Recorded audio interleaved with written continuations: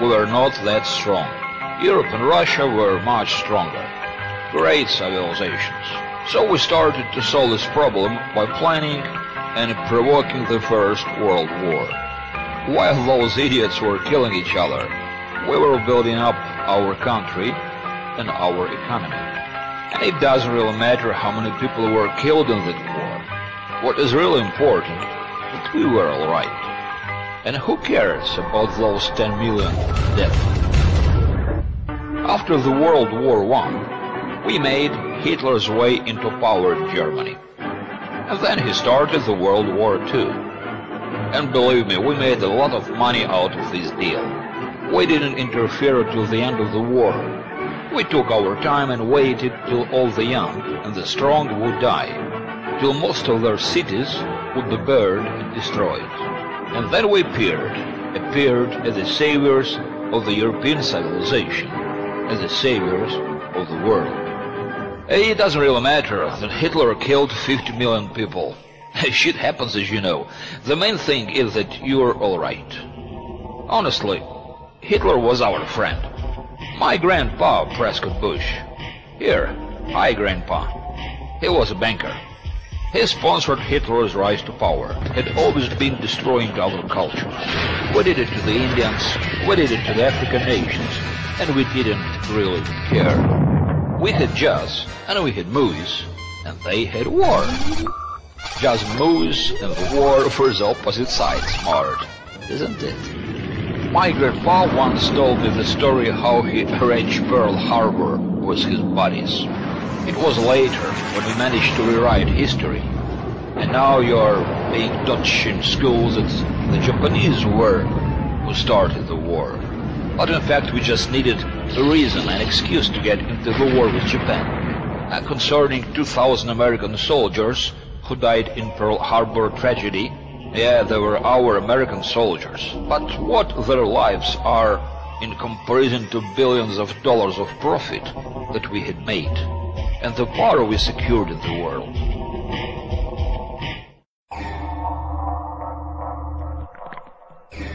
Yeah, we won the war.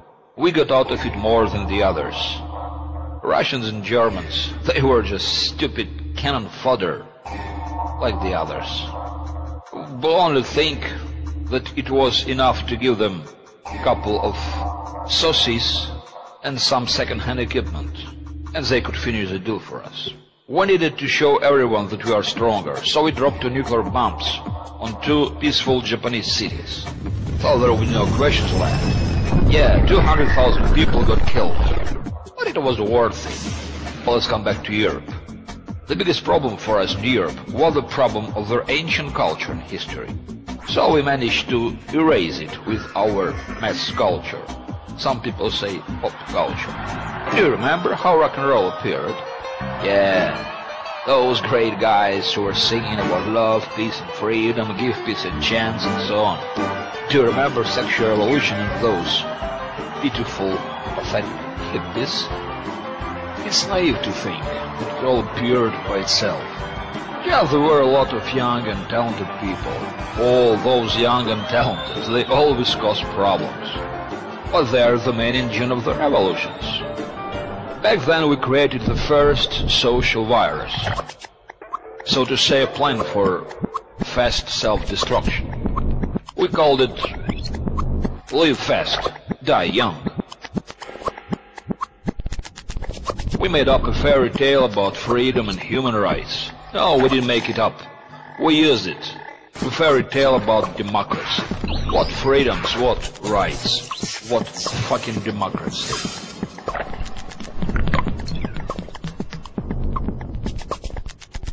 They don't even exist.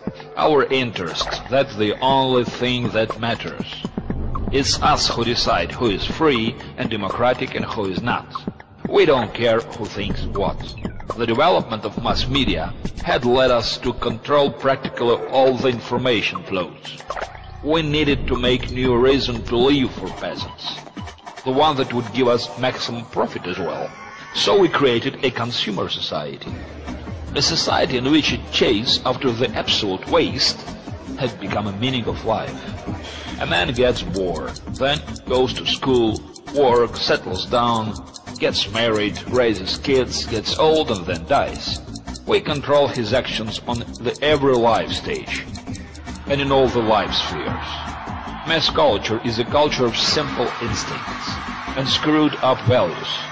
But this gave us an opportunity to control minds of people and dissolve and destroy their lifestyles. Not only simple people, but nations as well.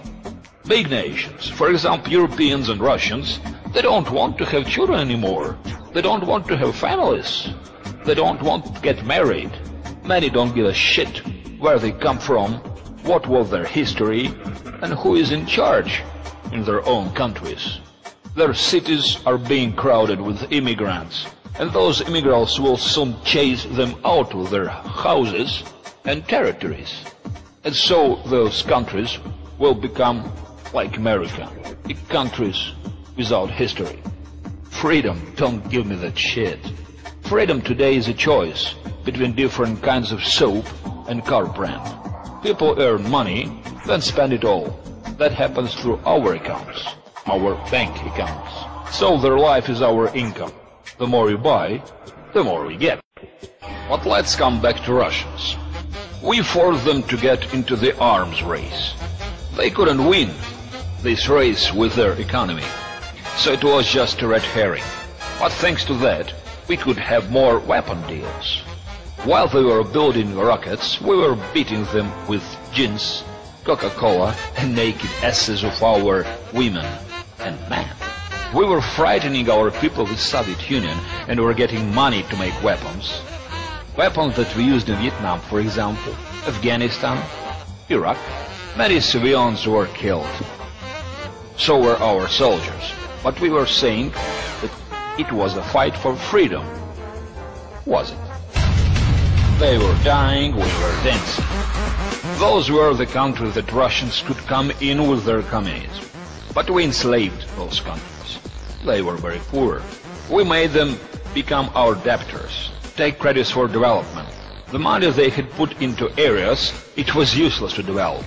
And then we took the debt to the full.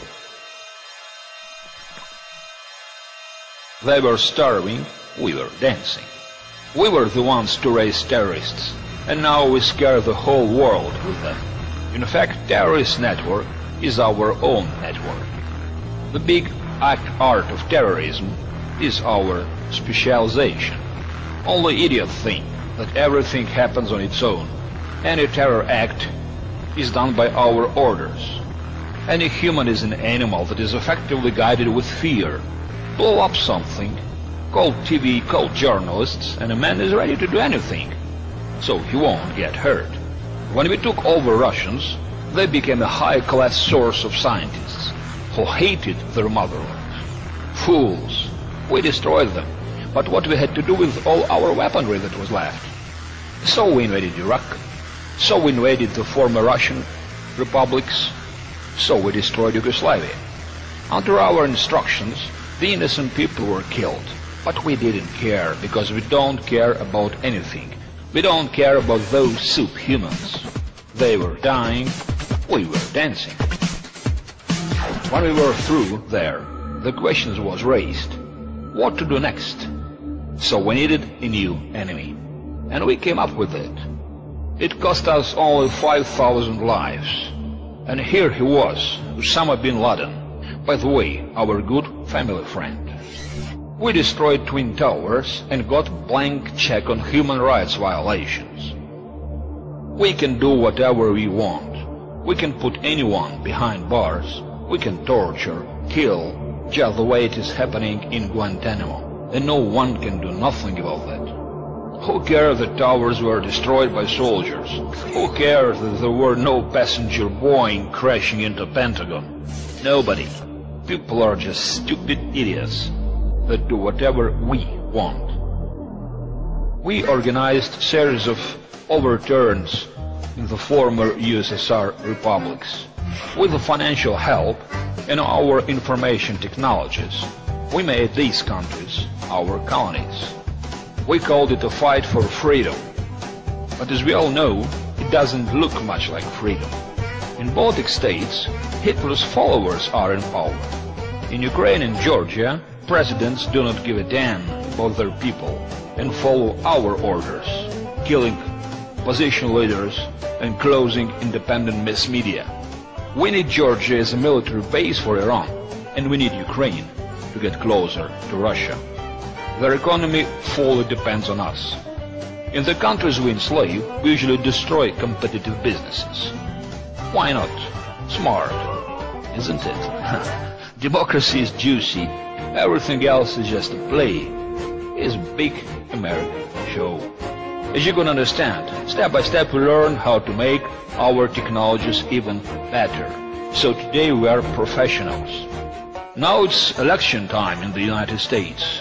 Two candidates are jumping around. All you can see is Obama or McCain, or Obama. One of them got behind, so we needed to raise up his scores a bit. For that we needed one little successful war. So we armed one crazy Georgian president, Saakashvili, and told him to attack South Ossetia. But he carried out genocide there, exaggerated a bit, shit happens, you know.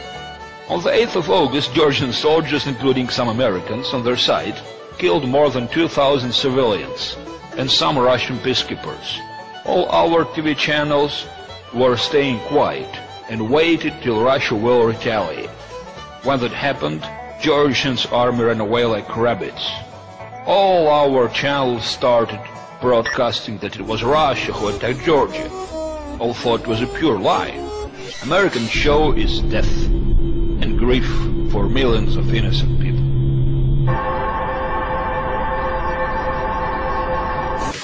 McCain caught up with Obama in polls. Success. Nice, it worked. And here came the crisis. Have you ever seen an economic crisis that wasn't useful for a financial elite? I haven't. Every crisis is controlled. This gives Obama an opportunity to frighten everybody with a crisis. Republicans scare people with organized wars and terror acts. Democrats with economic crisis. Who's gonna win? What are you more afraid of? There is no damn difference. This is just a big American show. Oh, how great it is that you're so stupid. You look at this and think you've got a freedom of choice. Well, hello. Fools, wake up. There is no fucking difference. Our country is ruled not by presidents, it is ruled by government, which is built up by heads of banks and multinational corporations. No one ever chosen them. No one controlled them. They've got all the resources, all TV channels, all information flows. And these guys are wonderful. They're wonderful monkeys. They call off your attention so you think you live in a free country. And something depends on you. Forget about that. The empire got you. Your bank accounts, your phone, your email, news on your TV, your computer, its operating system, your diary and applications, your job, car and house, books that you read, movies you watch, music you listen to, clothes you wear, and even a chair you sit on, everything belongs to us. But the most important thing is that we owe your mind, your dreams and fears, your desires and your actions, your past, your present and your future.